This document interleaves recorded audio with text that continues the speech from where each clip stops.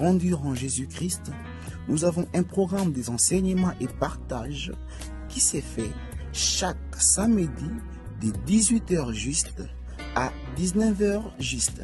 Ce programme qui sera présenté par le frère Roland Kalonji. Voilà. Donc, comme vous le savez, nous sommes en train de parler sur Jésus et David. Nous avons déjà, en tout cas, nous avons déjà passé 2 séances là-dessus, toujours sur le thème Jésus, fils de David. Aujourd'hui, on ne peut pas faire un rappel. D'abord, parce que on n'a pas, à cause du temps, parce qu'il y a beaucoup de choses à dire et que le temps ne va pas nous permettre à faire encore des rappels. Et deuxièmement, pourquoi? Parce qu'il y a beaucoup de choses à dire. Je ne peux pas faire un rappel sur les 2 séances précédentes concernant Jésus, fils de David. Donc, vous pouvez les trouver calmement sur YouTube. Et là, vous allez voir qu'on a parlé de beaucoup de choses. Donc, vous allez voir sur YouTube. Voilà. Donc, sinon, en parlant de Jésus, fils de David, qu'est-ce que nous voulons dire? Nous voulons dire ceci, que lorsque nous disons Jésus, fils de David, lorsque la Bible dit dans Matthieu chapitre 1, le verset 1, que généalogie de Jésus-Christ, fils de David, c'est simplement pour dire que fils de David, c'est un roi. Voilà. Donc, on avait donné l'écriture. Déjà, on vous avait montré que David lui-même était roi. Par rapport à l'écriture de 2 Samuel chapitre 5, le verset 4. Voilà, David était roi. Il a régné 7 ans en Hébron, 7 ans dans la ville de Hébron et 33 ans dans tout Israël. Voilà. Et donc, comme étant donné David était un roi, donc fils de David aussi, ça veut dire un roi. Voilà pourquoi, déjà les fils de David aussi dans la chair comme ça, Salomon, vous connaissez Salomon. Voilà, Salomon d'abord était roi. Mais sinon, quand on dit Jésus, fils de David, c'est parce que fils de David, c'était pour dire que Jésus était roi. On ne peut pas faire un rappel sur les 2 précédentes séances concernant Jésus, fils de David, parce qu'on avait dit beaucoup de choses. On avait parlé de la généalogie de David, tout ça. Donc, allez voir ça, allez jeter un coup d'œil sur YouTube. Vraiment, il y a beaucoup de choses très intéressantes qu'on a dit là-dessus. Voilà. Donc, Jésus, fils de David, ça veut dire qu'il est roi. Et c'est l'écriture de Jean chapitre 18, le verset 37 qui nous l'avait montré. Lorsque Pilate lui a posé la question, « Est-ce que es-tu roi ?» Jésus a affirmé et confirmé en répondant à Pilate que « Tu l'as dit. Oui, je suis roi et je suis né pour rendre témoignage à la vérité. » Et donc, c'est en partant de cette écriture-là, de Jean chapitre 18, le verset 37, en partant de cette écriture-là où Jésus l'a clairement affirmé et confirmé de sa bouche qu'il est roi, mais il était né pour rendre la vérité, pour rendre témoignage à la vérité. Quand il dit il est roi et il est né, donc il était d'abord roi. C'est là où on avait montré aussi la divinité de Jésus-Christ. C'est là où on avait dit que Jésus dire qu'il est le roi, en réalité, il est le roi des rois. Il est le roi des rois. Il était d'abord roi avant de naître. Voilà. Donc Jésus, il était roi. C'était lui le Dieu puissant. C'était lui le Dieu puissant, le Père éternel, le Dieu d'éternité que Abraham a prié dans Genèse chapitre 21, le verset 33. C'est bien lui, notre Seigneur Jésus-Christ. C'est lui le roi des rois. Mais cependant, il était né pour rendre témoignage à la vérité.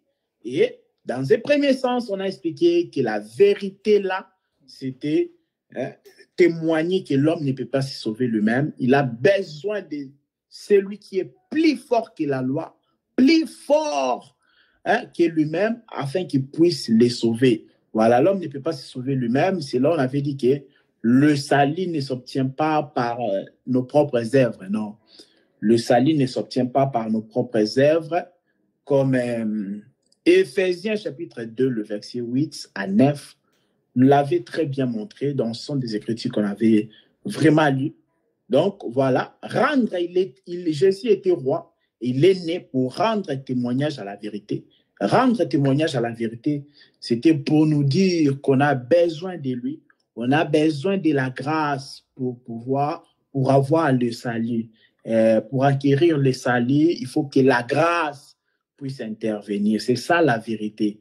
On avait montré dans un deuxième sens maintenant, c'est ce qu'on était en train de parler le samedi dernier, et que les ténèbres ne régneront pas toujours. Parce que Ésaïe chapitre 9, le verset 1, nous dit que les ténèbres ne régneront pas toujours. Donc, les ténèbres qui devaient cesser de régner, c'était Goliath. Et Goliath aussi, c'était les ténèbres. Et pourquoi? Parce qu'on a montré avec l'écriture de 1 Samuel chapitre 17, le verset 16, que pendant 40 jours, Goliath a tourmenté le peuple de Dieu Israël. Pendant 40 jours, Goliath a humilié.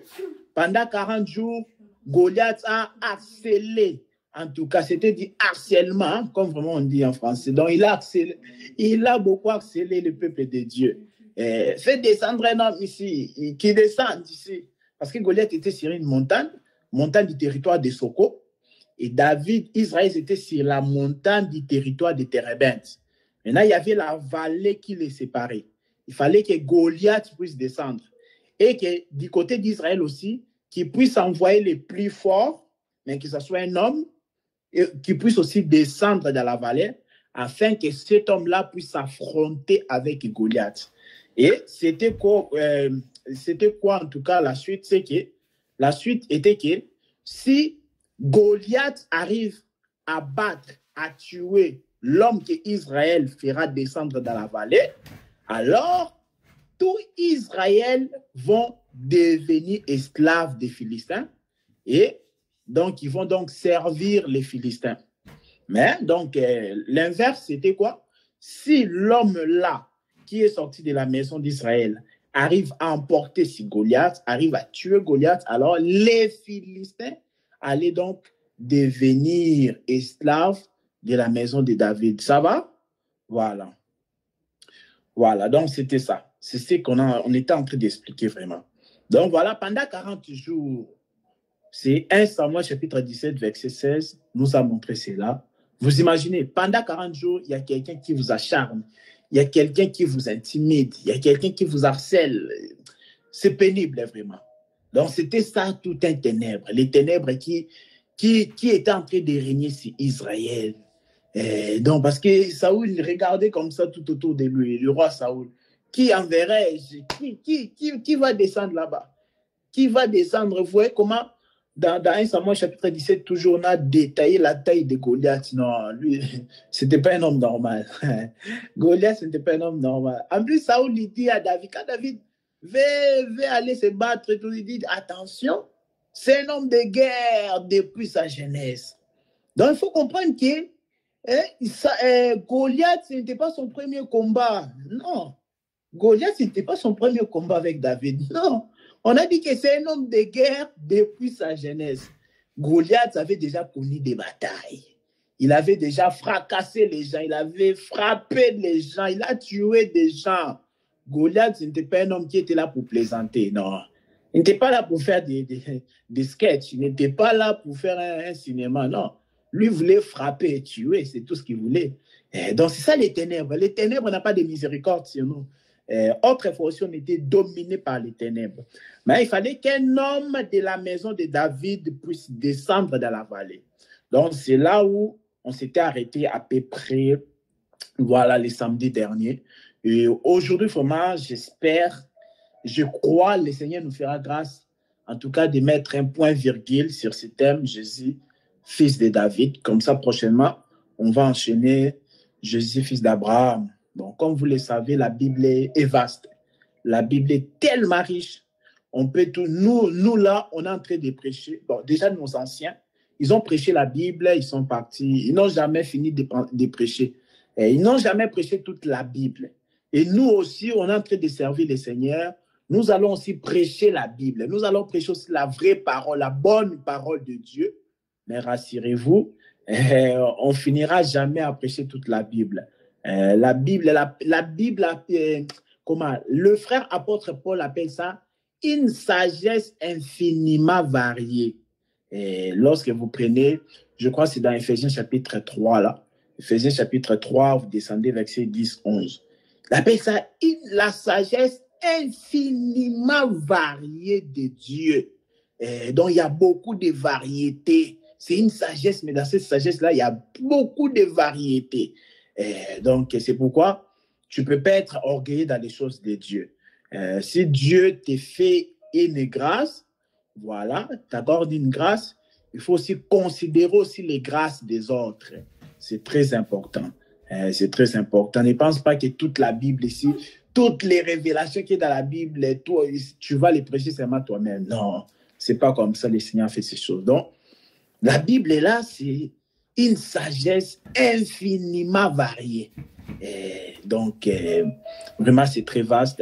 Mais nous croyons que le Seigneur nous fera grâce d'avancer pas à pas. De toute façon, on n'est pas en train de courir. Comme je vous avais dit aussi, le but, ce n'est pas que je puisse courir seul. Non, ce n'est pas ça le but.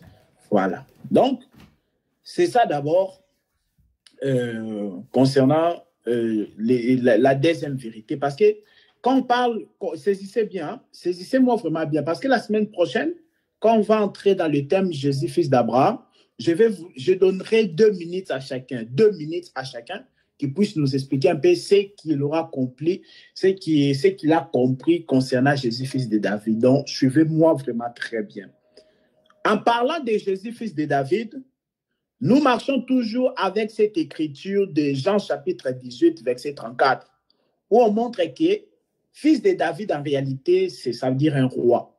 Et Jésus l'a dit dans Jean 18, 37, que je suis roi et je suis né pour rendre témoignage à la vérité. Et donc, jusque-là, notre texte de base, c'est toujours Jean chapitre 18, le verset 37.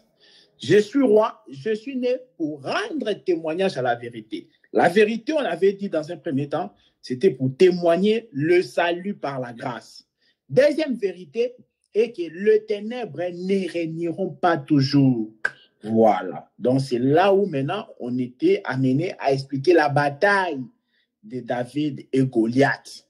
Et c'est là où on a expliqué que donc, pendant 40 jours, il a harcelé le peuple de Dieu. Il a humilié le peuple de Dieu, lui, Goliath. Mais un jour, Dieu, dans son amour, a fait que David puisse descendre. Et David, lorsqu'il est descendu, il a accepté le défi de combattre contre Goliath. Et David lui a d'abord frappé avec la pierre. Vous voyez? Il a frappé avec la pierre. Ensuite, Goliath est tombé. David a récupéré l'épée et il a coupé la tête de Goliath. C'est là où on avait dit que David tue toujours 2 fois. Goliath devait mourir 2 fois. Lorsque vous lisez dans 1 Samuel chapitre 17, à partir du verset 48 jusqu'à 51, là vous allez voir.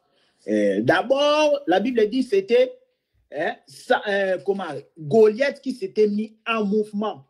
Il s'est mis en mouvement. Rappelez-vous qu'il y avait la vallée qui les séparait. Entre les camps des Philistins et les camps d'Israël, il y avait la vallée qui les séparait. Les Philistins, la Bible dit, campaient sur la montagne du territoire de Soko. Les Philistins, c'est-à-dire les bien-aimés de Goliath, voilà. Ils campaient sur la montagne du territoire de Soko. Mais Israël campait, quand on dit camper, c'est-à-dire s'est reposé, voilà. Il s'est reposé aussi sur la montagne du territoire de Térébenthe. Maintenant, entre les 2 montagnes, il y avait la vallée qui les séparait. Maintenant, la bataille devait se faire dans la vallée. Maintenant, vous allez voir, la première personne à se mettre en mouvement, ce n'était pas David, c'était Goliath. La Bible dit que Goliath s'est mis en mouvement. Il a quitté aussi la montagne, il est descendu vers la vallée. Et c'est là que David aussi a commencé à courir pour aller les rencontrer dans la vallée. Et Goliath, qui se déplace en premier pour descendre dans la vallée, c'est d'abord lui, le diable. C'est-à-dire que c'est le diable qui était d'abord descendu dans ce monde avant Jésus. Comprenez-moi très bien. Vous aurez droit à poser aussi des questions. C'est-à-dire que Goliath, pour se battre avec David, il se précipite d'abord, il doit descendre en premier. Ensuite, David. Donc, les Goliath qui est descendu en premier dans la vallée, c'était donc lui, le diable. Pourquoi? Parce que lorsque Jésus est venu, dans Luc chapitre 10, le verset 18, Jésus dit à ses disciples, moi, j'ai vu Satan tomber comme un éclair. Et il était au ciel, il a été précipité comme ça. Il est descendu comme ça, comme un éclair. Il a dit, j'ai vu Satan tomber comme ça du ciel, comme un éclair. Et donc, c'est lui, Goliath, qui avait quitté la montagne. Il est descendu. Quand il est tombé là, ce n'était pas pour s'aventurer. C'était pour combattre le peuple de Dieu. Et c'est ça. Mais maintenant, vous allez voir que maintenant, Jésus était venu plus tard. Satan était déjà descendu dans la vallée. Jésus est venu plus tard. Mais vous allez voir que Jésus a remporté sur lui. Jésus a vaincu donc le diable. Aujourd'hui, je veux bien l'expliquer. Et en tout cas, je crois que le Seigneur va nous faire grâce avec les temps, ça va aller. Voilà. Donc, Jésus, j'espère que tout le monde est en train de me saisir. Hein? Voilà, ça va, j'ai votre attention. Voilà. Jésus est venu ensuite. Yes. Voilà, merci beaucoup. Voilà, comme l'autre fois, là, voilà, avec les signaux, merci beaucoup. Comme ça, je sais, on est ensemble. Donc, Satan d'abord est venu dans ce monde en premier. Ensuite, Jésus aussi est venu. Et lorsque vous voyez Jésus, il est né d'une femme vierge, tout ça, c'était pour croiser Satan dans la vallée. Ce n'était pas en vain. Il a dit, je suis roi et je suis né pour rendre témoignage à la vérité. La vérité à laquelle il devait rendre témoignage maintenant, c'était que les ténèbres ne régneront pas toujours. Satan ne peut pas toujours continuer à dominer le peuple de Dieu. Non, ça devait cesser. Donc, c'est ça.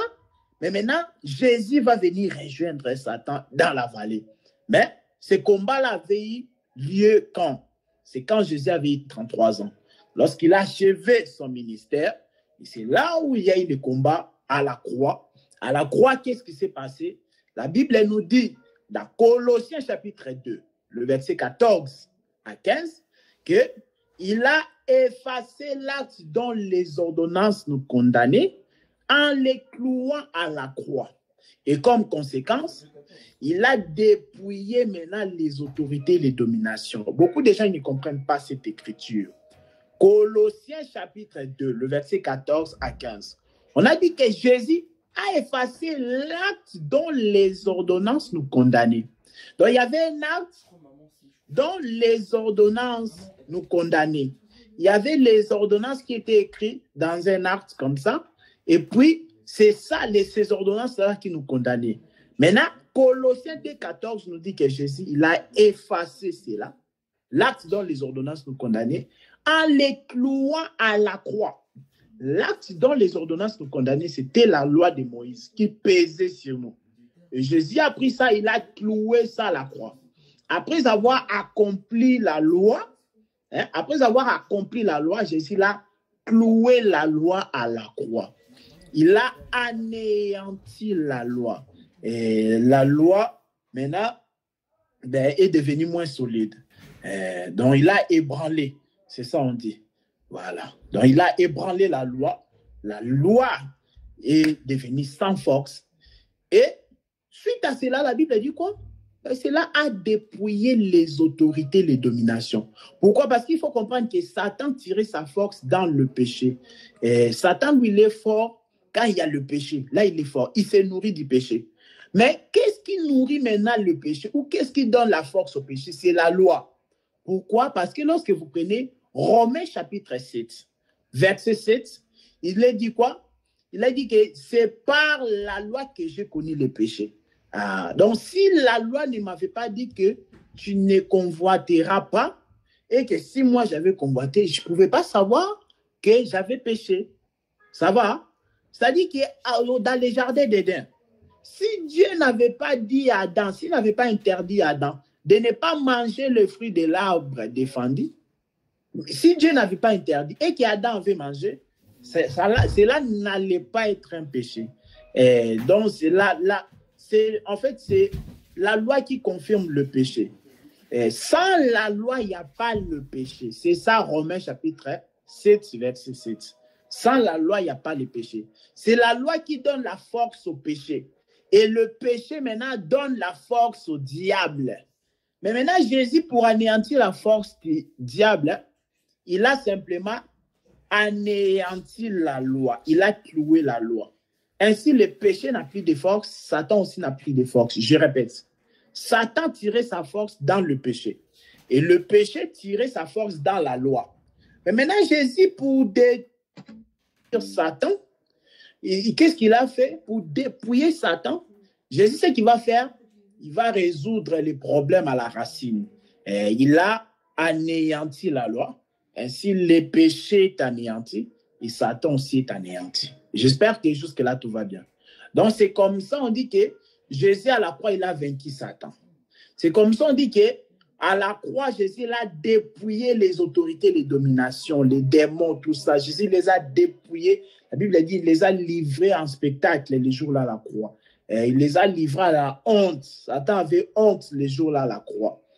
Donc, c'est ça. Donc, c'est ça que David va maintenant humilier Goliath. Parce que Goliath, qui est Satan, Goliath, qui est les ténèbres, est en train de régner, est en train de dominer le peuple de Dieu. Mais il fallait que ça puisse cesser un jour. Voilà, donc c'est comme ça. Jésus est venu, il est mort à la croix en anéantissant la loi, en clouant la loi à la croix. Ainsi, Satan n'a plus de force.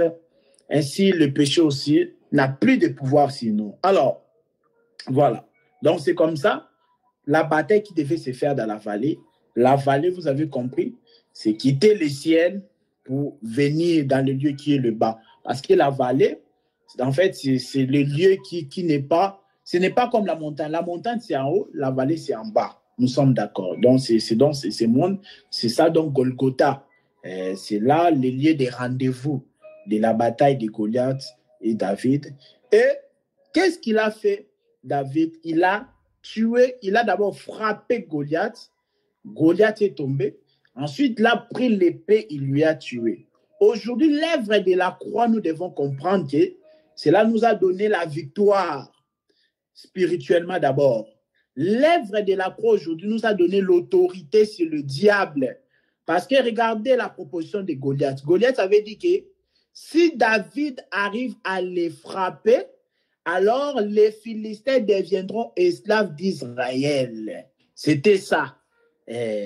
C'était ça, en tout cas, le compromis. C'était ça. C'était comme ça qu'il s'était convenu. Donc, après avoir que si David avait vaincu Goliath, les peuples, là, les Philistins devaient devenir esclaves d'Israël. Et c'est ce qui s'était passé lorsque vous lisez maintenant le verset 52 de 1 Samuel chapitre 17. On nous dit que les jours-là, après avoir que David a terrassé Goliath, les jours-là que David a trucidé, a humilié Goliath, qu'est-ce qui s'est passé? Israël a pris l'autorité sur tous les Philistins. Israël est parti récupérer tous les petits Philistins là. Israël les a frappés. Alors qu'avant, Israël avait peur de ces gens-là. Mais lorsque David a fait tomber le plus fort des Philistins, cela a donné la force. Cela a donné le courage à Israël d'aller maintenant finir tous ces petits Philistins-là. C'est-à-dire que nous, aujourd'hui, nous avons l'autorité, le pouvoir sur les démons. C'est-à-dire que tu ne peux pas avoir peur d'un démon. Un enfant de Dieu ne peut pas avoir peur d'un démon ou d'un sorcier. C'est-à-dire vous pouvez même dormir dans la même maison qu'un sorcier. Je te rassure qu'il ne te fera rien. Le problème, c'est seulement l'enseignement. Les gens écoutent des faux enseignements. Ils écoutent l'enseignement qui ne donne pas la foi. C'est ça le problème. Tu vas entendre des enseignements du genre que si tu donnes ton argent à un sorcier, il va te bloquer. Si tu fais du bien à quelqu'un qui en manque, on ne sait jamais, il faut pas, vous savez, il ne faut pas partager vos biens avec n'importe qui. Hein. Il peut bloquer ton argent, tout ça, ce sont des mensonges. Ça, ce n'est pas l'évangile. Maintenant, tu bloques spirituellement. Ah, ça veut dire que toi, tu n'es pas un enfant de Dieu. Tu n'es pas un enfant de Dieu. Tu fais du bien même à un sorcier. Et maintenant, lui, il te bloque spirituellement. Non, ça, ce n'est pas l'évangile. Ça, ce sont des fausses doctrines. Ce sont des mensonges. Ce n'est pas vrai. Donc, c'est-à-dire qu'un enfant de Dieu ne peut pas avoir peur des sorciers ou des démons. Non. Si tu veux faire du bien à un sorcier, donne-lui, fais-lui du bien. Donne-lui de l'argent. Il n'a pas ce pouvoir-là de bloquer ton argent. Un sorcier veut dormir avec toi dans la même maison. Il n'y a pas de souci. Il vient dormir avec toi dans la même maison. Et ne pense pas que le matin, tu ne vas pas te réveiller. Ça veut dire que tu n'es pas un enfant de Dieu. Donc, toi, tu as peur. Ça veut dire que tu dors, ça veut dire que tu te réveilles tous les 10 minutes, quoi. Parce que tu sais que les sorciers dans ta maison. Tu dors, tu te réveilles. Chaque tous les 10 minutes. Ça veut dire que tu n'as pas la paix. Ça veut dire que là, vraiment, tu as été mal enseigné. Ça veut dire que nous devons avoir, donc la parole de Dieu doit produire en nous, en tout cas, des racines. Donc, la parole de Dieu, souvent, on parle de la parole de Dieu, mais la parole de Dieu n'est pas vraiment entrée en nous. Parce que lorsqu'on te met face à une situation, tu commences à réfléchir 2 fois. Ah, vraiment, vous êtes sûr qu'on dort dans la même maison? Vous êtes sérieux quand même. Tu peux dormir dans la même maison avec un sorcier, il ne va rien faire. Il ne va rien faire le matin aussi. S'il essaie de t'attaquer, c'est lui qui sera immédiat en tout cas. Donc, un enfant de Dieu ne peut pas avoir peur des sorciers, tout ça. Nous devons comprendre aujourd'hui, grâce à l'œuvre parfaite de la croix, nous aujourd'hui, nous avons l'autorité, le pouvoir sur les Philistins, les démons. Parce que lorsque David renverse Goliath, maintenant, Israël a l'autorité sur tous les Philistins. Israël est parti les frapper, il fouillait. Les Philistins étaient en train de courir. Israël les poursuit, les frapper, tout ça. Donc, c'était vraiment ridicule. C'est ça. C'est-à-dire que nous, aujourd'hui, les démons sont plutôt nos esclaves. J'aime bien les dire comme ça. Les démons sont les esclaves des enfants de Dieu. Mais si tu n'as pas l'évangile, tu ne peux pas les comprendre. Les démons sont nos esclaves. C'est-à-dire qu'un démon ne peut pas te diriger comme ça, non. C'est-à-dire un démon ne peut pas étouffer ton sommeil. Un démon ne peut pas te faire manquer la paix. Parce que Jésus a dit, je vous ai donné le pouvoir et l'autorité. C'est ça que nous devons croire. La parole de Jésus, c'est ça, le oui et amen. Ce n'est pas ce que certains prédicateurs ils prêchent ici. Ils prêchent, attention, si ton père avait fait des pactes, ou ton grand-père avait fait des pactes avec Satan, tu peux aussi être lié, tu peux aussi subir des choses. Non, ça, ce n'est pas l'évangile. Donc, c'est la parole de Jésus qui est le oui et amen. C'est ça que nous devons croire. Jésus l'a dit, je vous ai donné l'autorité et le pouvoir de marcher sur les serpents et les scorpions. Et tout esprit démoniaque, et rien ne pourra vous nuire. Ça, c'est la parole de Jésus. C'est-à-dire que nous avons l'autorité sur les démons. Les démons sont nos esclaves. Ils nous sont soumis. Ils sont soumis aux enfants de Dieu. Très important. Donc, c'était quand même important, cette précision d'exhortation-là. Voilà. Donc, David a terrassé Goliath. Donc, c'est ça, ça nous parle des lèvres de la croix. Donc, quand il a frappé Goliath avec la pierre, il est tombé. L'œuvre de la croix a frappé le diable. Le diable est tombé. Et ensuite, David va encore le tuer en lui coupant la tête. Parce qu'il faut comprendre, lorsque vous lisez 1 Samuel chapitre 17, à partir du verset 48, déjà, quand David avait frappé Goliath avec la pierre, comprenez que Goliath, quand il est tombé comme ça, il était déjà mort. C'est ce que la Bible dit. Mais David va venir encore pour l'achever en lui coupant donc la tête. Voilà. Donc, il a été tué 2 fois, Goliath. Comprenez, si Goliath, c'est Satan. David, c'est le Seigneur Jésus-Christ. À la croix, Jésus-Christ a anéanti Satan, la puissance de Satan. C'est ça, la Bible appelle ça le dépouillement. Il a dépouillé Satan, dépouillé quelqu'un, c'est-à-dire un homme fort, mais tu lui enlèves toute sa force. C'est ça, dépouiller quelqu'un. Satan était un homme fort, mais on l'a dépouillé à la croix. On l'a enlevé toute sa force. Mais cette connaissance-là n'est pas chez tous. Cette connaissance-là n'est pas chez tous les gens qui se disent chrétiens et vont à l'église le dimanche. Donc lui, la majorité de ses prières, c'est toujours dirigé par Satan. Satan, arrête de m'embêter, Satan. Donc il ne passe même pas du temps à adorer vraiment convenablement Dieu. Lui, toute son attention, c'est toujours chez les diables. Chez les diables. Donc, on comprend, ce sont des gens qui sont en réalité des princes, mais ils ne le savent pas. Ils vivent comme les esclaves, malheureusement. Un prince, hein, le fils du roi, un héritier, mais il vit comme un esclave, malheureusement. C'est ça. Tout ça, pourquoi? Parce qu'ils n'ont pas l'information. Ils n'ont pas l'information. Je donne toujours un exemple. Quelqu'un qui est condamné dans la prison. Et maintenant, le président de la République qui dit tout ça, voilà, à partir d'aujourd'hui, tel avait commis un crime, mais moi, je décide de libérer. Il y a un frère X qui avait commis vraiment un crime. Il est en prison. Il est entré en prison. Il devait faire 29 ans en prison. Par exemple, en France, ici, normalement, je crois que c'est toujours comme ça. Si tu tues quelqu'un, normalement, tu vas faire 29 ans en prison. Donc, quelqu'un, il commet un crime. Et on lui dit, allez, toi, 29 ans en prison. Mais le président de la République, il prend la parole et tout, il dit, non, vraiment, exceptionnellement, lui, il ne va pas aller en prison. Donc, il doit être libéré.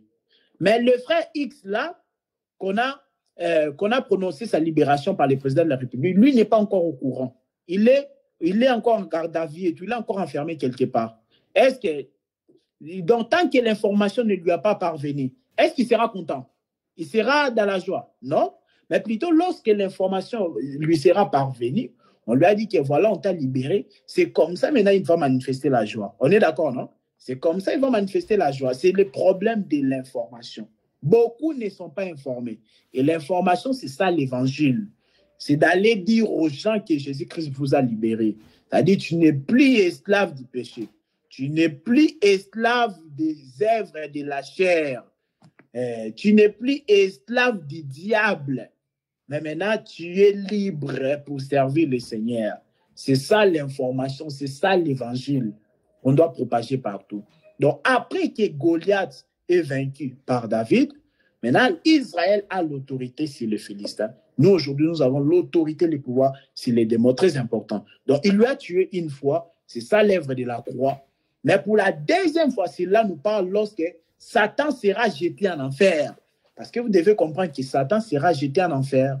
Tous les gens qui ont peur de Satan, c'est parce qu'ils n'ont pas encore compris la Bible. Satan sera jeté en enfer. Et la personne que tu as peur, il sera jeté en enfer. C'est ce que la Bible dit. La Bible dit qu'il va brûler au siècle des siècles en enfer. L'enfer, en d'autres termes, c'est le temps du feu.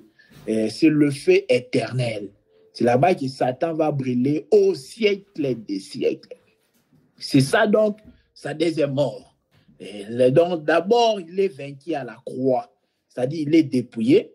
Et maintenant, il va mourir encore vraiment en enfer. C'est ça, nous voyons David a lancé d'abord la pierre à Goliath. Goliath, il est tombé. Il est dépouillé. Lorsque David l'a lancé d'abord la pierre et qu'il est tombé, il était déjà dépouillé. Maintenant, David va encore prendre l'épée pour lui couper la tête. C'est ça, il est carrément achevé. Satan a déjà été dépouillé par l'œuvre de la croix. L'œuvre de la croix a vaincu Satan. C'est ça donc la pierre d'abord. C'est ça donc la pierre. Et ensuite, plus tard maintenant, vous allez voir plus tard que Satan sera jeté en enfer. Donc tout ça, ça fait partie des choses qu'on doit voir. Lorsqu'on va parler du calendrier prophétique, on parlera de toutes ces choses-là. On va vous montrer clairement comment Satan finira en enfer, tout ça. Voilà. Donc, c'est ça que je voulais vous montrer, que les ténèbres ne régneront pas toujours, mais un jour, ça devait donc s'arrêter. Les ténèbres qui dominaient en tout cas le peuple de Dieu devaient s'arrêter un jour. C'est-à-dire que, si aujourd'hui, ça ne va pas dans ta vie, si tu sens en tout cas, il y a un peu de pouvoir maléfique qui pèse sur toi, sache que c'est peut-être parce que tu n'es pas encore enfant de Dieu. Mais tu vas voir que lorsque tu vas recevoir la parole du Seigneur dans ta vie, tu vas voir que tu seras délivré de toutes ces choses-là. Tu vas plus sentir cette lourdeur spirituelle. Tu sens comme il y a une esprit. C'est-à-dire que quand tu es là, ça va. Quand tu parles, tu n'as pas de sommeil. Mais quand seulement tu veux prier, tu sens une lourdeur. Donc, ça, c'est pas normal. C'est pas normal. C'est-à-dire que tu es affranchi de Dieu. Tu dois vivre vraiment la liberté en servant les Seigneurs. C'est très important. Donc, voilà. c'est là où on s'était arrêté pour dire que Satan sera tué, Goliath est tué 2 fois. C'est ça, Satan, qui sera tué 2 fois. Oui, je te donnerai la parole, ma sœur Francine. Voilà, c'est Goliath qui est tué 2 fois. C'est ça, Satan, qui est tué 2 fois. D'abord par l'œuvre de la croix, et aussi lorsqu'il va aller donc en enfer. Voilà, c'est ma sœur, je te passe la parole, mais si ta question va nous prendre beaucoup de temps, là, je vais les répondre à la fin. Mais sinon, tu peux poser ta question. Oui, ma question, c'est d'après ce que vous avez dit à la dernière, les derniers thèmes que vous avez dit, que si vous avez souvent les lourdeurs de prière et tout, c'est que vous n'êtes pas encore enfant de Dieu. Mais les enfants de Dieu ont... Non, je n'ai pas vraiment dit ça. C'est Francine. Attention. Là, je peux pas te laisser finir parce que je n'ai pas dit ça. Est-ce que vous pouvez alors répéter et puis je vais poser ma question? Oui, je dis ceci. Si vous sentez des puissances maléfiques peser sur vous, c'est-à-dire que si vous êtes dominé par les ténèbres, comprenez que vous n'êtes pas encore enfant de Dieu. L'exemple de la prière, je l'ai dit plus tard. Mais d'abord, si tu es dominé par les ténèbres, c'est parce que tu n'es pas encore enfant de Dieu. Voilà. Parce qu'un enfant de Dieu doit avoir l'autorité, la domination sur toutes ces choses-là. Quand je dis enfant de Dieu ici, c'est-à-dire les gens qui ont reçu la parole, ils ont le Saint-Esprit en eux. C'est comme ça on est enfant de Dieu. Mais maintenant, là, j'étais en train maintenant d'exhorter que ce n'est pas normal lorsque tu sens une lourdeur spirituelle, tu veux prier, tu n'arrives pas, tout ça. Ça aussi, ce n'est pas normal. Tu vois un peu. Ça, ce n'est pas normal. Mais je n'ai pas dit que tu n'es pas enfant de Dieu. C'est-à-dire que tu vas, si tu sens un peu de lourdeur, tu dois prier, comprendre que le Seigneur va te délivrer de cela. C'est-à-dire que le Seigneur va t'arracher de cela. Parce que les ténèbres, si tu es un peuple du Seigneur, les ténèbres ne doivent pas régner toujours sur toi. Voilà, tu peux continuer, Sœur Francine. Ça va? Oui, ça va, ça a été clair maintenant. Merci. Ah, ok. Non, il peut arriver à tout le monde d'avoir du mal pour prier. Par exemple, si tu as trop sommeil, ça n'a rien à voir avec les diables. Hein? Parce que c'est ça aujourd'hui dans les églises. Quelqu'un va à l'église, commence à somnoler et tout. Le pasteur, il dit, oh, Satan est en train d'envoûter les gens. Non, la personne n'avait pas bien dormi la nuit. Mais le pasteur dit, oh, Satan est en train d'empêcher les gens d'écouter la prédication. Non, c'est juste qu'il faut être en forme. Il faut bien dormir pour être en forme, aller à l'église, tout ça. Ça aussi, c'est important. Donc, toute chose, ce n'est pas toujours Satan. Ça va, hein?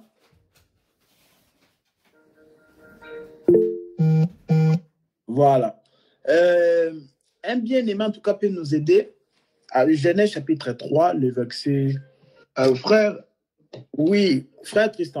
Frère Roland, est-ce qu'on peut aussi dire si vous êtes dans la distraction, le démon ou le diable peut aussi en profiter, même si vous êtes un enfant de Dieu? Bon, la distraction, c'est-à-dire que tu n'as plus la vie de prière, tu n'aimes plus écouter les choses de Dieu, tout ça. Non, pas tellement ça. On peut dire que tu te donnes trop dans ton travail ou dans ton business. Ok. Tu passes trop de temps. Ah, d'accord. Pas tellement dans la prière. Ah, d'accord, ok. Mais en fait, on doit faire attention parce que c'est ça d'ailleurs qui distingue un peu la Vierge folle de la Vierge sage. La Bible nous montre, de toute façon, quand on va parler du parabole du semeur, vous allez voir clairement qu'il y a 4 terres, il y a les chemins, les longs chemins, il y a le semeur qui est sorti, il a semé sur le chemin, il a semé la semence sur le chemin, alors que le chemin, le long du chemin, tu ne peux pas semer là, c'est là où les gens ils passent, les piétinent, donc ce n'est pas un endroit approprié pour semer. Et vous allez aussi voir, il avait aussi semé dans une terre pierreuse, là où il y a des pierres, tout ça. Il avait aussi semé dans une terre épineuse, là où il y a beaucoup d'épines. Et puis la 4e terre, c'était la bonne terre. Maintenant, dans l'explication de cette parabole, nous allons voir qu'on nous parle aussi de la Vierge sage et de la Vierge folle. C'est-à-dire que la Vierge sage, c'est celui qui a écouté la parole, il les garde, il veille sur ça, tout ça. Mais la Vierge folle, c'est aussi la même personne qui a reçu aussi la vraie parole. C'est ce que je dis, que la Vierge folle n'est pas n'importe qui. Les gens ils pensent que la Vierge folle, c'est la personne qui n'a pas reçu les bons enseignements. Non, la Vierge folle n'est même pas les témoins de Jéhovah. Les témoins de Jéhovah ne sont même pas les vierges folles. Les vierges folles, c'est vraiment des gens qui ont reçu la vraie parole. Les Mormons, ou les musulmans, ou les, je sais plus, les méthodiques, les BIMA, tout ça, ils ne sont même pas la Vierge folle. La Vierge folle n'est pas n'importe qui. La Vierge folle, en fait, c'est aussi la personne qui a reçu la vraie parole, mais sauf, il a étouffé, la Bible dit, par les soucis du siècle présent, par les richesses et par les plaisirs. C'est ça. Donc, c'est-à-dire qu'à cause de la richesse, ça a étouffé ta parole. Frère Tristan, ça va? Je suis en train de répondre à ta question. C'est-à-dire qu'à cause des richesses, on t'a donné un bon travail, que tu gagnes beaucoup. C'est-à-dire que tu n'as plus le temps pour Dieu. Et tu vas voir que tu ne nourris plus le Fils qui est en toi. Et ça fait que ta lampe, on ne le voit pas en tout cas. Tu ne brilles plus. Donc, ça fait que les richesses ont étouffé ta parole, ont étouffé la parole de Dieu qui est en toi. Il y en a d'autres, c'est les soucis. Au lieu de laisser la parole de Dieu qui est en toi dominer les soucis là, mais toi, tu laisses les soucis dominer sur la parole qui est en toi. Donc, d'autres aussi, c'est les soucis. Donc, il a tellement de soucis, de persécutions. Du coup, la parole là, on ne voit plus cette lampe-là. On ne voit plus. La lampe est là, mais c'est étouffé. C'est un peu comme une lampe qui est allumée, mais on a mis des vêtements dessus. Est-ce que ça va éclairer? On a mis beaucoup de vêtements. Mais la lampe est allumée. On a mis des vêtements. Le Saint-Esprit là, mais il a vraiment étouffé. Voilà. Il y en a d'autres aussi, c'est à cause du plaisir de ce monde, de la luxure. Je veux ça. Donc, il est dans la distraction. C'est-à-dire, c'est vraiment un enfant de Dieu, mais lui là, ça sera une vierge folle. Vous voyez? Donc, cela n'est pas Satan. N'est pas d'abord Satan. Parce que c'est ça le problème. Les gens, souvent, ils accusent aussi Satan, mais ce n'est pas d'abord Satan. Donc, ce n'est pas d'abord Satan. C'est qu'eux-mêmes, les gens, ils ont laissé les plaisirs. Ils ont laissé les richesses, les soucis du siècle présent puissent dominer la parole qui était en eux. Donc, ce n'est pas d'abord ça. Ça va, frère Tristan? Mais est-ce que le diable ou le démon peuvent aussi en profiter s'il se laisse dominer par des soucis et le plaisir de ce monde, et les diables voient que la personne s'est laissée à ces choses-là, est-ce qu'ils peuvent aussi en profiter pour aveugler encore la personne? Non, on ne peut pas aveugler un enfant de Dieu. Là, on parle vraiment des enfants de Dieu qui ont reçu le Saint-Esprit, mais sauf que maintenant, ils ont étouffé, en fait, ils nourrissent pas le Saint-Esprit là, mais le Saint-Esprit est là. Comme j'avais dit que le Saint-Esprit ne nous quitte pas. Il est attristé, il ne se manifeste plus, mais il est là.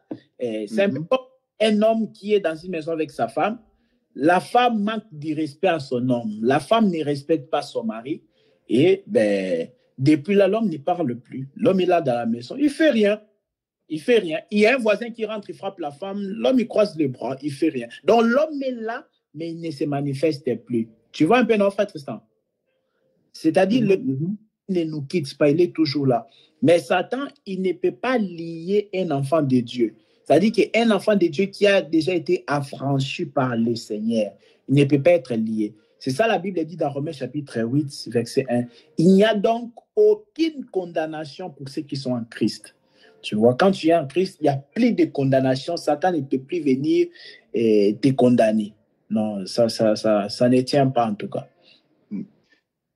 Ça va?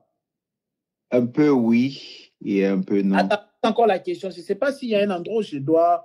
Non, je parlais on sait qu'un enfant de Dieu ne peut pas être lié ni condamné, oui, parce que la personne est déjà affranchie par le Seigneur Jésus. Mais je parle dans l'angle que quand la personne quand il étouffe le Saint-Esprit, la personne s'occupe mieux de ses business et d'autres choses. Est-ce que l'ennemi peut en profiter pour encore donner encore beaucoup d'opportunités à la personne de s'occuper mieux de choses physiques que matérielles? Oui. Ah, j'ai compris. Oui, donc, oui. c'est dans cet angle-là. OK. L'ennemi peut profiter parce que lui, son but, c'est de te courber encore davantage, tu vois. Lui n'est pas là pour ton bien. Les ténèbres, déjà, c'est les ténèbres. Donc, il n'est pas là pour ton bien. Il est là encore pour que tu deviennes encore de plus en plus sombre. C'est ça le rôle du ténèbre. Mais tu vas voir que malgré les manigances de Satan, malgré il pourra encore te conduire encore dans la distraction, parce que Satan, il utilise des hommes, tu vois, non? homme au travail, il va utiliser une belle femme, il va utiliser un bel homme, tout ça, pour te ramener dans ces distractions-là. Mais tu vois, quoi qu'il puisse faire, donc tu resteras toujours enfant de Dieu. Et tu seras toujours sauvé à la fin, bien que tu vas rater l'enlèvement. Tu vois, non?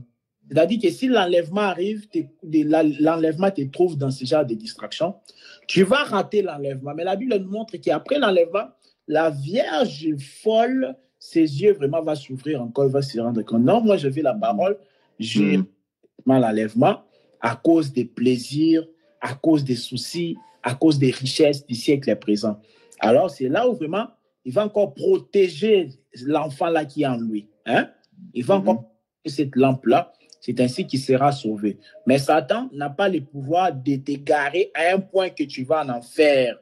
C'est-à-dire qu'il a reçu le salut. Satan ne peut pas ravir ce salut-là. C'est ce que vous entendez dans les églises des hommes, hein, les églises du monde là. Allez, on va maintenant aller récupérer ce que Satan nous a volé. Prions. Les gens commencent à faire le combat. Je récupère, je casse, tout ça. Je récupère ce qui était à moi. Non, ça c'est n'importe quoi. Satan ne peut pas te voler ton salut, le salut de Dieu. Donc ça dit, si Satan peut te voler le salut, ça veut dire que Satan t'a volé le Saint-Esprit. Parce qu'on doit comprendre, le salut à nous, c'est le Saint-Esprit. Ça va? La présence du Saint-Esprit à nous, c'est ça qui atteste que nous avons le salut. C'est ça que je disais l'autre fois, qu'un enfant de Dieu ne peut pas perdre le salut. C'est ça, ça avait choqué quelqu'un sur YouTube. Mais bon, la personne là, je l'avais invité, mais je ne sais pas, il ne vient toujours pas. Je l'avais invité ici, qu'on puisse partager, que je puisse répondre à ces questions. Voilà, donc le Satan ne peut pas voler le salut d'un enfant de Dieu. Le salut, en réalité, c'est lui, le Saint-Esprit. Oui, Sœur Donna. Attends d'abord, mon frère, ça va? Est-ce que ça va? Oui, c'est bon maintenant. Merci. D'accord. Oui, Sœur Donna.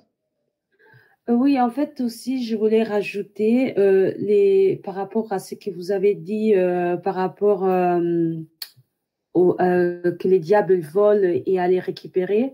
C'est vrai que les gens ils doivent aussi comprendre que par exemple, si aujourd'hui il n'a pas de travail, tout ça, ce n'est pas ce n'est pas les diables qui l'a volé. Peut-être c'est une je sais pas, mais en fait, ils pensent que quand, par exemple, ils n'ont pas quelque chose de matériel, en fait, dans leur vie, par exemple, une maison, une voiture, un travail, etc., ils pensent que voilà, c'est les diables qui l'a volé et qu'en fait, ils doivent récupérer.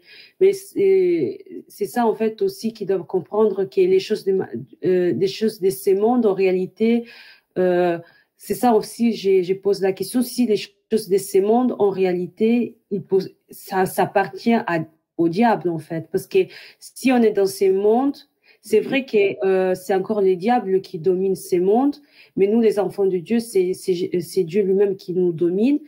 Mais quand on commence à prier de récupérer ce que les choses de ces mondes, si en réalité, si c'est une très bonne prière et aussi si c'est aussi chrétien biblique. Ça, c'est ma question. Est-ce que tu peux donner l'exemple d'une chose là que le diable a volé aux enfants de Dieu? Le mariage. Les mariages. Les enfants. Le diable a volé les enfants dans le sens que la femme est stérile ou les enfants sont morts. Oui, c'est ça. Bon, il peut être au cas, par exemple, qu'elle est stérile ou complètement ou qu'ils sont morts. Ok, d'accord. Donc, quand maintenant les gens, ils comprenaient bien ici, hein? Frère Batamba, attends, je réponds, après je te donne la parole à mon frère. Tu voulais poser une question ou pas, frère Batamba? Frère Batamba. Bon, c'est pas grave. C'est juste je disais, oui. C'est juste par rapport à la question qui vient de se passer, les histoires de récupération là.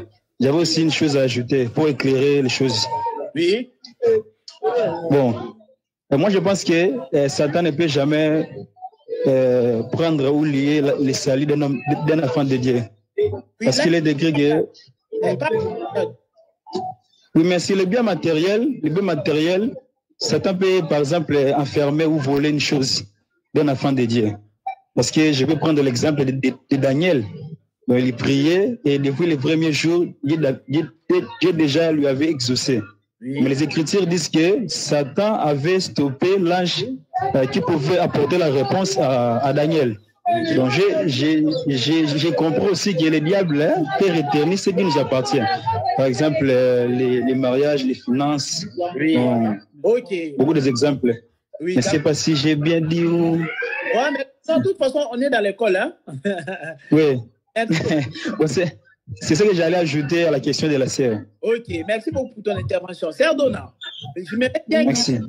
Très bien. Vous avez remarqué beaucoup de doctrines, des fausses doctrines et des doctrines des combats spirituels là, donc il épuise toujours dans l'ancienne alliance. Les gens qui prêchent les combats spirituels là, les combats spirituels, un combat qui ne termine jamais. Les combats spirituels, ils ont puisé ça dans l'ancienne alliance. Quand vous leur dites que donnez-nous aussi les écritures de la nouvelle alliance qui attestent ces choses-là, ben, ils ont un peu du mal, tu vois. Par exemple, c'est comme mon frère Batamba a dit là, c'est souvent avec les écritures comme ça de Daniel, ils récupèrent ça et ils en font toute une doctrine. Vous voyez un peu. Donc, Daniel était d'abord en train de prier sur quoi? Tout ça, bon, on ne va pas entrer dans ça, sinon on va encore aller très loin. Mais comprenez bien ici que maintenant, bon, supposons le diable est à voler les enfants, comme les frères invoqués ici. Mais maintenant, tu vas demander à diable, je vais récupérer mes enfants. C'est-à-dire que le diable a des enfants à te donner. Vous imaginez pas? Donc, les enfants qui viennent du diable, vous imaginez un peu? C'est-à-dire que toi, tu demandes au diable les enfants. Remets-moi, donc tes enfants là, ils étaient chez le diable. Mais je ne sais pas. Moi, en tout cas, moi, j'en veux pas les enfants qui viennent du diable. Vous voyez? Donc, c'est des dieux. En fait, c'est des dieux qui viennent toutes choses d'abord. Donc, c'est-à-dire que le diable t'avait volé les mariages et tu vas aller lui dire, remets-moi mon mariage. Non, ça n'a pas de sens en tout cas. Est-ce que ça va? Oui, c'est très bien ce que vous avez dit. Ça c'est une chose que j'ai jamais pensé, que si on demande de récupérer un truc au diable, en réalité, n'a pas de sens. C'est mieux d'aller demander à Dieu lui-même. Je donne un exemple. C'est comme si tu étais en train de manger ta banane. Tu vois une banane, non? Mes frères, vous me suivez, non? Une banane, tu es en train de manger une banane, tu n'as pas fini, tu n'es même pas arrivé à la moitié. Tu avais juste commencé à manger comme ça. Et maintenant, le diable récupère ça maintenant. Il récupère ça maintenant, il commence à manger ça. Et maintenant, toi, tu commences à dire, remets-moi ma banane ou mon sandwich. Vous voyez un peu. Donc, ça dit, toi, ton sandwich que tu as mangé, le diable a pris ça.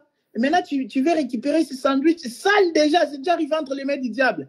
Et en tout cas, moi, je ne veux pas de ces sandwichs-là. Donc, le diable, il est en train déjà de les consommer. Et moi, je vais aller remets-moi. Non, ça c'est des faussetés. Oui. Moi j'ai une question. Oui. Je ne sais pas si c'est quelle soeur ou quel frère a dit, mais que les enfants, le diable peut voler nos enfants. En fait, le diable ne peut pas voler nos enfants parce qu'on vient du paradis. Et que si le diable vole nos enfants, il vole quelque chose, c'est qu'on vient de l'enfer, qu'on ne vient pas ici. Ça aussi, c'est très intéressant ce qu'il est en train de dire. Donc, c'est-à-dire que toi, un enfant de Dieu, on te vole ta chose qui est céleste. Parce qu'attention, frère Batamba, c'est même l'exemple là de Daniel, la Bible dit que le diable avait bloqué en tout cas la réponse que Dieu avait envoyée à Daniel. Il n'avait pas pris ça. Est-ce que vous me cessez? Il avait empêché ça. Il avait empêché ça pour que ça arrive à Daniel. Attention, là encore, si on entre dans les profondeurs, les rédempteurs ne s'étaient pas encore levés. Le sang n'était pas encore vexé à la croix. C'est ce que les gens doivent comprendre. Qu'il y a une différence entre avant la croix et après la croix. Ça, je ne cesserai jamais de le répéter. Il y a vraiment une très grande différence. Les gens, ils nous confondent souvent, ils nous mélangent avec Israël terrestre. Attention, il faut faire attention.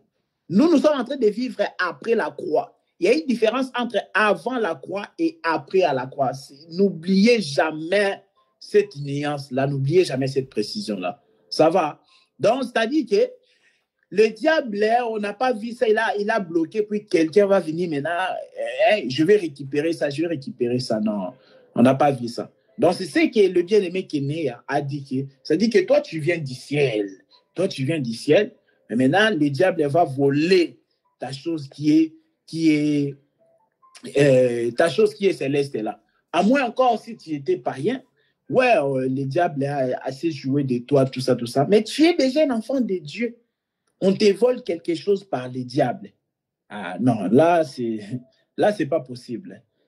Tu es un enfant de Dieu, on te vole. Oui, mon frère, Batam. Après, Joachim aussi a levé. Alors, merci beaucoup. Bon, je vous écoute très bien. Le problème, André, avant la croix ou après la croix, il n'y a pas de problème là-dessus. Oui. Ma question est celle-ci.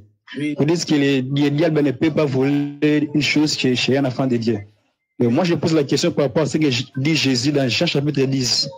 Oui, Il dit que les voleurs ne viennent que pour dérober, ainsi de suite là. Oui. Donc, quand déjà Jésus appelle le diable voleur, Oui. il vient pour dérober. Parce que dérober, c'est-à-dire de prendre la chose qui ne t'appartient pas. Bon, je ne sais pas comment vous pouvez expliquer les versets là. D'accord. Là, merci. Permettez-nous qu'on ait cette précision, d'accord? C'est très important. Là, Jésus s'adresse à qui? Est-ce qu'il s'adresse aux enfants de Dieu nés de nouveau ou il s'adresse aux gens qu'il a trouvés dans l'Alliance? Il s'adresse à ses disciples. Oui, est-ce que ces disciples étaient convertis? Pas encore. Voilà, merci. Oui. Ils ont été convertis lorsqu'ils ont reçu le Saint-Esprit. Ça dit que les diables étaient un voleur, mais ils volaient qui? Ils volaient ces gens-là, tu vois? Ils volaient ces gens-là qui ont vécu avant. Il a dit les voleurs viennent que pour dérober, détruire, égorger. Il dit, mais moi, je suis venu afin que les brebis aient la vie. Vous voyez, non?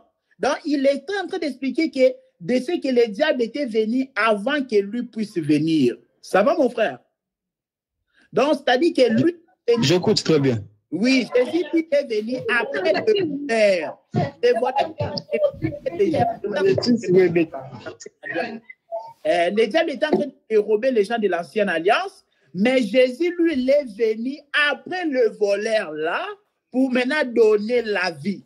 Et une fois Jésus te donne la vie, donc personne ne peut plus te ravir cette vie-là que tu as reçue de Jésus. Donc le diable, il volait autrefois parce que le berger ne s'était pas encore présenté. Le berger qui donne la vie, parce qu'il n'y avait pas encore la vie. Donc le berger qui veille n'était pas encore là. Lorsqu'il vient, il dit, mais moi je suis venu afin que le brebis puisse avoir la vie et qu'il vive dans l'abondance. Ça va, mon frère? Oui, ça va, ça va. Donc, c'est ça que je te dis, c'est ça le problème avec plusieurs prédicateurs aussi. On doit toujours faire la différence avant la et après la mort. Ça va, mon frère? Je vous écoute. Oui, c'est très important. Donc, c'est-à-dire qu'après Jésus, les voleurs ne viennent plus, c'est ça? Attention, ça c'est un sujet qu'on doit en parler. Si les combats, on arrivera là, tranquillement. Tu vois, là, on va